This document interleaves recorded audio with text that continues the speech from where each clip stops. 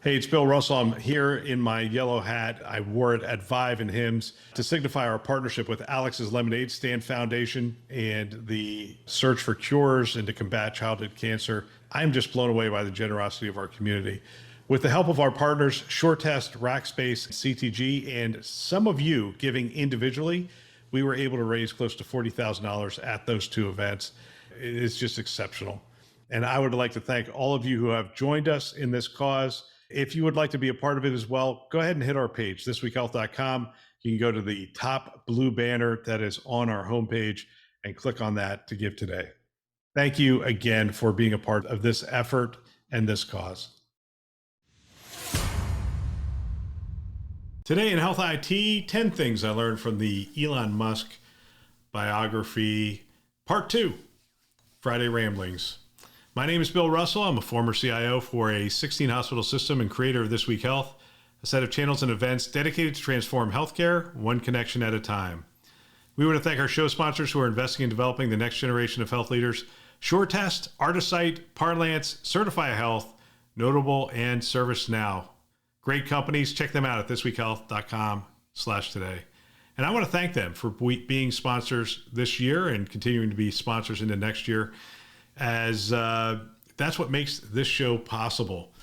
All right, one last thing. Let's see. Share this podcast with a friend or colleague. Use it as a foundation for daily or weekly discussions on topics that are relevant to you in the industry. They can subscribe wherever you listen to podcasts. And I also want to open with one last thing. That is, I want to thank you. I want to thank you for being a part of the show. We just finished 3 years and roughly 750 episodes of the Today Show. I've told people this is one of the hardest things I do, is doing this show itself. But it's fun and it's rewarding. It keeps me current on the news and things that are going on. Imagine, if you will, having to digest news stories and that kind of stuff and be able to give a 5 to 10 minute book report every night. Eventually you get to be better at it. And then second of all, you're current on things. If you're going to talk about it intelligently to the people who are listening to this show, then you have to know the topic. And so it really has been my pleasure to do it for you, to do it with you, and to continue to hear from people who tell me that they're getting stuff out of it. Thank you for the notes. Keep them coming. Bill at thisweekhealth.com. Yes, you have my email address. Go ahead and shoot me a note. Let me know. If you are liking the show and if you want us to do anything different, let me know that as well. All right, let's get back to the book. So last show of the year. Yesterday, we talked about the first 5 things we learned from the Elon Musk biography. And I started off with, if you have chief in your title, your job is chief problem solver, then it's not enough to rely on experts. Sometimes you have to be the expert, and that is delve into areas so that you are not just somebody who's in the room listening, but that you are someone in the room who is engaged with the content at a deeper level. Number 3, vision, see it clearly, say it creatively. Number 4, reality distortion field has worked with engineers, but beware, it does come with a cost. And number 5, liberal arts makes for great problem solving. And we talked about the fact that Elon Musk took a child's toy and applied that to the body of, I think, the Model 3 car, and was able to drive tons of complexity out of the car and decrease its cost by $10,000 per car going out the door. And so solutions to problems come from a lot of different places and a lot of different angles. All right, let's get to the next 5. And number 6 on my list is that courage is inspiring. One of the things about Elon is he has put all of his money and all of his chips back out onto the table multiple times. There's the story that's been told over and over again of the fact that the first 2 SpaceX rockets crashed, and if the third one did not get into orbit, that he would have lost everything. He has done that multiple times over the course of his career in the various companies. He is, if you read the book, you will get the impression, and I think it's actually true given his Asperger's and other things, he's not really interested or worried about personal wealth. This is a guy they had to convince to get a house. He really is about accomplishing these things, and he puts all of his chips back out on the table multiple times because he knows he can do it again. And to be honest with you, the people I've talked to who have worked for him It is inspiring, the problems that they're trying to solve and the things they're trying to do. And to be around him is to be around a whirling dervish. His days are just filled with stuff that would bring any other person to their knees in terms of just the problems that are coming at him. He's the CEO of multiple billion-dollar companies, and any one of those would be enough for a single person. And I think he's got 5 of them under his belt. So anyway, courage is inspiring. People will gather around you if you show courage. By the way, the lack of courage is also uninspiring, and people will flee if they see that you lack courage. So that's number 6. Number 7, grace in defeat. I know you're going to think this one's crazy, but there's a story that's tucked in there that's really interesting to me, and that's his exit from PayPal. And so he had a vision for what PayPal could be, and he was trying to orchestrate this little coup over here, and he was doing everything he could. Now, he was early on in his career and was really outmatched, to be honest with you, but he was trying to do this little thing, and he got caught in it, and they essentially asked him to leave. And he recognized that what he did was really kind of jerkish. And by the way, he's apologized multiple times. He's done things on Twitter and whatnot, and he comes back and goes, that was stupid. I shouldn't have done that kind of stuff. So he recognizes his mistakes. Now, he may not recognize things that you think he's making a mistake, and then sometimes he takes a strong stance. We'll get to that in a minute. But in this story, he actually goes back to the guys at PayPal, and he apologizes, and he falls on his sword, and he does leave, by the way. He doesn't stay, but he mends fences with those people before he goes off to do the next thing. And they all are investors in his various ventures today. And I think there's something to be learned there, just in terms of recognizing when you've done something that is egregious and asking for forgiveness. That's a good sign. That's a quality sign of a leader. It's a quality sign in a person. And we should have grace in defeat and understand that there is value in recognizing your mistakes and making amends with people that you may have wronged in the process. So number 7, grace in defeat. Number 8, pick goals worth giving your life to, because in the end, you are giving your life to it. Think about it. Today, you are going to spend time doing something, or you have spent time doing something. By definition, you have traded hours of your life for whatever you accomplished. So we are going to do that. We are going to make that trade every day of the week. We are going to trade hours of our life for accomplishing something. Elon Musk has chosen a set of goals that is truly inspirational, that is truly, that gets people excited. It's one of the things, the first time you hear him speak, it's not that he's eloquent. It's not like he floors you with his delivery, and he just doesn't have the words to just bowl you over. But it is the depth at which he thinks about these problems. First time I saw him speak, he was talking about the problem we have on the earth. And it's essentially, we are tearing the world apart. We're tearing the earth apart through global warming and the things that we're doing to the earth. And if that's not enough, we're starting wars and that kind of stuff. And we have the ability to blow this world up and that kind of stuff. And then he goes on to say, I just believe that we should be an interplanetary species, because if we're not, we might be extinct. We might be an extinct species. And so he talks about solving that problem. He talks about the problem of the environment, and then he gets behind something, and he changes the way we think about electric cars. Again, you have to go back to early models of the electric car. Actually, you don't even have to go back that far. Just look at the Prius, and you might own a Prius. And the Prius is a engineering marvel, and it's really interesting. But at the end of the day, it was not an inspiring car. Along comes Elon Musk with this car that goes 0 to 60 in 4 seconds. And you're like, that's an electric car? And it goes 200 and something miles or 300 something miles. Now all of a sudden it becomes part of your psyche. And then I was talking to somebody who just bought their first one a couple of weeks ago. And they said, I sat down in it and it felt like I sat down in the future. And that's what he does. He's able to do that kind of thing. He's able to inspire. But I think the start of that is to pick goals worth giving your life to. All the time I hear people say, I got into healthcare because it's this, and I'm helping people and that kind of stuff. I would ask you to be more specific about your goals.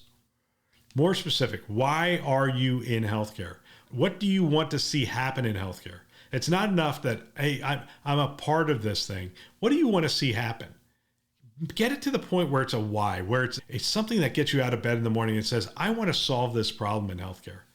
And when you're around that kind of thing, it does inspire people.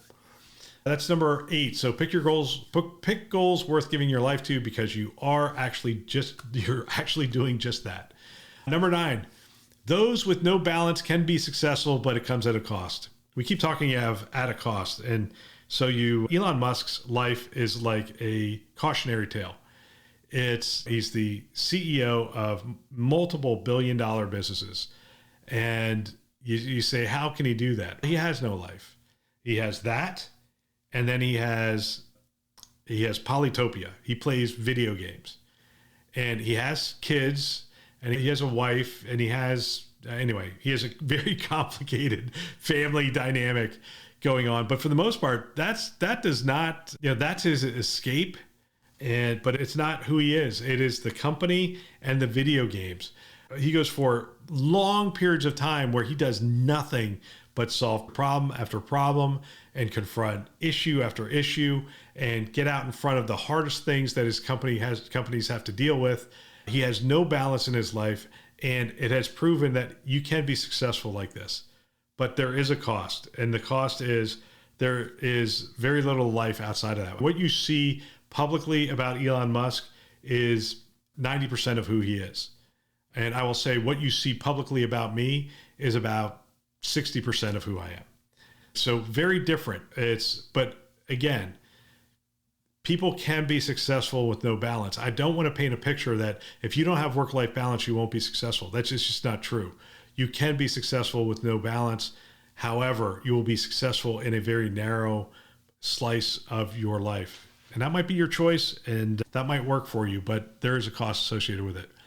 Number 10, and this is probably the most controversial thing I took out of the book, but pick your fights and fight to win. This is something I've picked up from the book. And it is, there are fights worth fighting. There are injustices worth righting. There are people worth standing up against. There are issues worth getting involved in. Pick your fights. And then the other thing you learn from Elon Musk is fight to win. And this goes back to his schoolyard bullying days, being bullied and that kind of stuff. At the end of the day, this guy learned that you either fight to win or you die, is essentially his mindset. And so pick your fights and fight to win. If it's worth picking a fight, look, I'm of the opinion, pick as few fights as you possibly can, but pick the ones that are worth fighting. And if you're going to pick a fight, actually pick a fight, fight to win. Because if you're going to actually take the energy to pick a fight, don't go through all the anguish and the pain of it without the hope of actually winning it. And by the way, this is why it's the most controversial thing I'm going to say. Those who think he's going to shrink from this Twitter thing, you're insane. Like, just read the book. He's not going to shrink from it. He is, with every arrow that comes his way, with every Bob Iger, with every whatever, that just essentially gets him more and more ready for the fight and more engaged in the fight. And I'll tell you what, if he goes up against Bob Iger will not be the CEO of Disney. That is my prediction. Like, Bob Iger will not survive before you see Elon Musk even take a dent, quite frankly. And he'll spend every nickel he has to make sure that those people who are coming at him and cornering him in the schoolyard, he will make sure that he inflicts as much damage on them as possible. Because if he believes in it, if he has picked a fight, he is fighting to win. And so when he gets up on stage and says, everyone's, oh my gosh, this guy's insane, no, they started the fight. They essentially started the fight by saying F you, and he's just returning the favor, except he doesn't have the trappings. He doesn't have the, I think it's somewhat because of the Asperger's, somewhat because of who he is and his upbringing. He doesn't have the ability for the nuance of the whole thing. He's just, hey, I want the world to know we're fighting right now. There's no mistaking. This isn't like, we're not going to do this polished thing. You stepped into this schoolyard. You're picking a fight with me. I want everyone to know we're in a fight. And now it's public. And now, all right, gloves are off. Let's go do this. And that's what's happening with Twitter. Twitter may go out of business, but I doubt it. I think more and more it will be his platform of resistance against what he feels are forces that are taking the world in a bad direction. And he believes that the free flow of information is important to making sure that no ruling class is able to take advantage of a population. And he's willing to wade into that. And in the book, he will readily admit it was much more complex than he had originally thought. He is delving into areas that he, quite frankly, may not have been equipped for when he started out, but he will become more and more equipped as time goes, and he will figure it out. So that's what I learned from the Elon Musk book. Just to recap the last 5, courage is inspiring, grace in defeat, pick goals worth giving your life to because you actually are giving your life to it. Number 9, those with no balance can be successful, but it comes at a cost. And then finally, pick your fights and fight to win. I actually learned a lot from this book. Look, there's a fair amount you do not want to try to replicate because you can't replicate for whatever reason. Maybe you don't have his background, his upbringing. Maybe you don't have his intellect. Maybe you don't have. There's the things I'm going to take away from this book. And then there's things I'm going to run away from as far as I possibly can because I don't want them to infiltrate my management style, my approach, and those kind of things. Take that and do with it what you can. I think there are some lessons there for us to learn. All right, that's all for today. In fact, that's all for this year. Don't forget, share this podcast with a friend or colleague. We'll be coming back after the first of the year, and I'm going to start by talking about the agenda, what I would put down as the health IT agenda for 2024 if I were a CIO today. I have some interesting things up here on my whiteboard that we're going to talk about. All right, let's see. Hey, again, thanks for sharing this podcast with your friends or colleagues. I really appreciate it. We want to thank our channel sponsors once again who are investing in our mission to develop the next generation of health leaders. They are SureTest, Artisight, Parlance, Certify Health, Notable, and ServiceNow. Great companies. Check them out, thisweekhealth.com/today. Thanks for listening. That's all for now.